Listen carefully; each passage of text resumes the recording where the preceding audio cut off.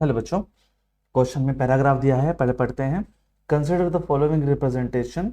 एक रिप्रेजेंटेशन दे रखी है जिसमें चार क्वांटम नंबर की वैल्यू बता रखी है एलिमेंट एक्स के बारे में in their ground state. N is equal to 4, l is equal to 1, यानी कि ये 4p में लाई करेगा last electron. M is equal to 1 है, एस माइनस हाफ है।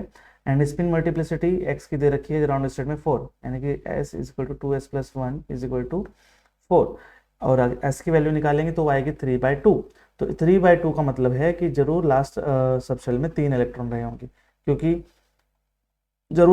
हर एक इलेक्ट्रॉन की हाफ रहती है, तो 3 into half is equal to 3/2 आई होगी।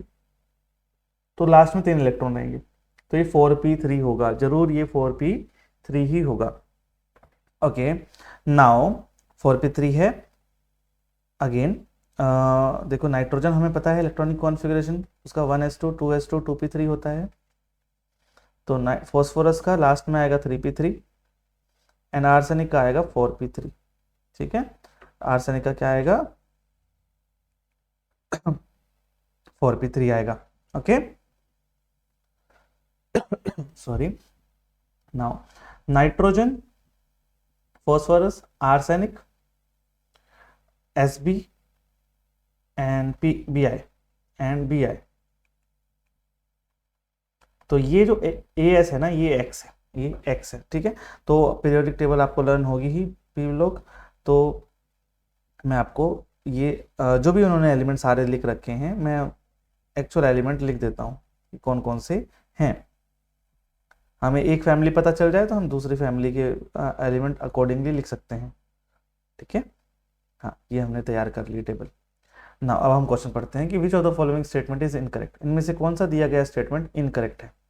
ठीक है, element P is radio active. P कौन सा है, पी देखो यहाँ पर है पी, तो हमारा पी कौन सा है, ये टी, ये रेडियो एक्टिव है। Yes it is radioactive, ये तो सही स्टेटमेंट है। Yes it is correct statement, ये रेडियो एक्टिव है। हमें ढूंढना है कि कौन सा गलत है।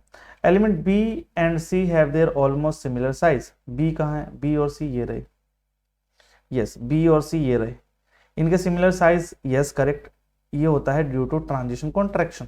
Due to transition contraction, D orbital contraction भी इसको बोलते हैं।